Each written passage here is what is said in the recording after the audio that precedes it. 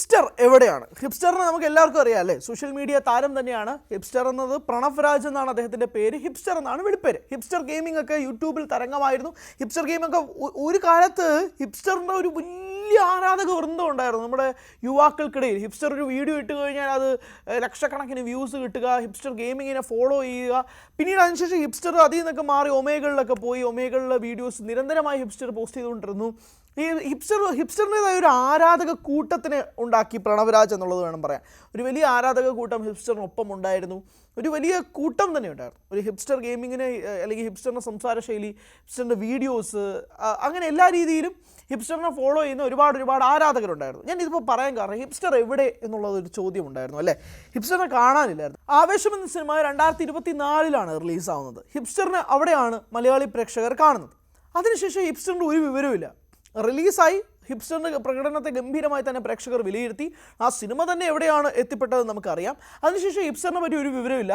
ഈ ആവേശത്തിൻ്റെ റിലീസിനൊക്കെ മുൻപ് തന്നെ ഹിപ്സ്റ്റർ ഈ വീഡിയോ പരിപാടി, ഗെയിമിംഗ് പരിപാടിയൊക്കെ നിർത്തി, ഒമേകൾ പരിപാടിയൊക്കെ നിർത്തി. അപ്പോൾ നമ്മൾ വിചാരിച്ചത് ആവേശത്തിൻ്റെ ഷൂട്ടിങ്ങുമായി ബന്ധപ്പെട്ടാണെന്നുള്ളതാണ്. ഓക്കെ, അത് കഴിഞ്ഞ് ആവേശം റിലീസും കഴിഞ്ഞു. അതിനുശേഷം ഹിപ്സ്റ്ററിനെ കാണാനില്ല എന്നുള്ളതാണ് വാർത്ത. കാരണം ഹിപ്സ്റ്റർ എവിടെയാണ്? ഹിപ്സ്റ്ററിന് വേണ്ടിയിട്ട് ഒരു യൂട്യൂബ് ലോകം തന്നെ കാത്തിരിപ്പുണ്ട്. ഇന്നും യൂട്യൂബൊക്കെ ആ രീതിയിൽ നോക്കി ഗെയിമിംഗ് ഒക്കെ നോക്കുന്ന ഈഗിൾ ഗെയിമിംഗ് ആവട്ടെ, അല്ലെങ്കിൽ സായി പോപ്പി എന്നൊക്കെ വിളിക്കുന്ന ആളുകളാവട്ടെ, അല്ലെങ്കിൽ തൊപ്പി ഉൾപ്പെടെയുള്ള ആളുകളൊക്കെ തന്നെ യൂട്യൂബിൽ വേറൊരു ലോകം ക്രിയേറ്റ് ചെയ്തുകൊണ്ടിരിക്കുന്ന സമയത്ത് ഹിപ്സ്റ്റർ ഗെയിമിങ്ങിനെ പറ്റിയുള്ള ചർച്ചകളും കാര്യങ്ങളൊക്കെ, അല്ലെങ്കിൽ ഹിപ്സ്റ്ററിൻ്റെ ഫാൻ ബേസൊക്കെ ഇപ്പോഴും അതുപോലെ തന്നെ നിലനിൽക്കുന്നുണ്ടെന്ന് വേണം മനസ്സിലാക്കാൻ. ഇപ്പോൾ ഹിപ്സ്റ്ററിൻ്റെ ഒരു പുതിയ സിനിമ റിലീസാവാൻ പോവുകയാണ്. അത് കാട്ടാളൻ എന്നാണ് ആ സിനിമയുടെ പേര്. ക്യൂബ്സ് എൻ്റർടൈൻമെൻറ്റ്സിൻ്റെ ബാനറിൽ ഡോക്ടർ ഷെറീഫ് മുഹമ്മദ് നിർമ്മിക്കുന്ന സിനിമയാണ് കാട്ടാളൻ. ആൻ്റണി വർഗീസ് പെപ്പയാണ് സിനിമയിൽ പ്രധാന വേഷത്തിൽ എത്തുന്നത്.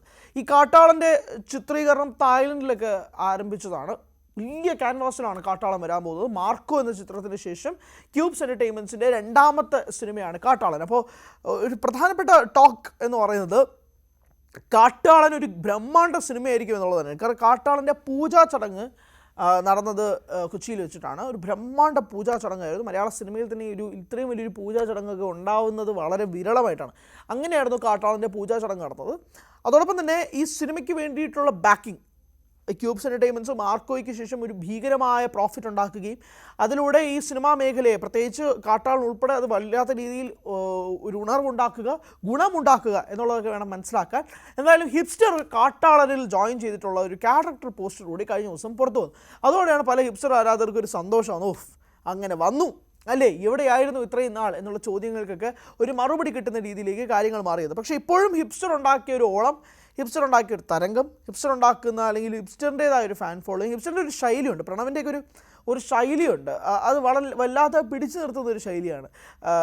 ആളുകളോട് സംസാരിക്കുന്നതാവട്ടെ, പ്രത്യേകിച്ച് ഒമേകളിലൊക്കെ വന്നതിന് ശേഷം ആ വീഡിയോസ് എല്ലാം തന്നെ സമൂഹ മാധ്യമങ്ങളിൽ വളരെയധികം വൈറലായിരുന്നു. ആളുകളോട് സംസാരിക്കുന്ന, റാൻഡമായിട്ട് സംസാരിക്കുന്ന രീതി, അവരോട് ചോദിക്കുന്ന ചോദ്യങ്ങൾ, സംസാരിക്കുന്ന ശൈലി, ഇതെല്ലാം തന്നെ ഒരുപാട് ഫാൻ ഫോളോയിങ് പ്രണവിനുണ്ടാക്കുകയും ചെയ്തു. ആവേശം എന്ന സിനിമയ്ക്ക് ശേഷം ഒരു അഭിനേതാവ് എന്ന പ്രണവിനെയും കൂടെ കാണാൻ സാധിച്ചു എന്നുള്ളത് വേണം പറയാനായിട്ട്. പക്ഷേ അതിനുശേഷം പിന്നെയും കാണാതാവുന്നൊരു സിറ്റുവേഷൻ വരുമ്പോഴാണ് വീണ്ടും ഇപ്പോൾ സോഷ്യൽ മീഡിയയിൽ തരംഗമാക്കിക്കൊണ്ട് ഹിപ്സ്റ്ററിൻ്റെ ഒരു അനൗൺസ്മെൻറ്റ് പോസ്റ്ററും കൂടി പുറത്തു വരുന്നത്. അതുകൊണ്ട് യൂട്യൂബ് പരിപാടിയൊക്കെ നിർത്തി ഇനി സിനിമാ ജീവിതവുമായിട്ട് മുന്നോട്ട് പോകാനാണോ ഹിപ്സ്റ്ററിൻ്റെ തീരുമാനം എന്നുള്ള ചോദ്യങ്ങളൊക്കെ തന്നെയാണ് ഈ പോസ്റ്ററിന് താഴേക്ക് വരുന്നത്. അങ്ങനെ ഒരു ആരാധക കൂട്ടം ഇപ്പോഴും ഹിപ്സ്റ്ററിന് ബാക്കിയുണ്ട് എന്നുള്ളതും കൂടി വെളിവാക്കുന്നതും കൂടിയാണ് ആ ഒരു അനൗൺസ്മെൻറ്റ് പോസ്റ്ററിന് ശേഷം പുറത്തു വരുന്നത്.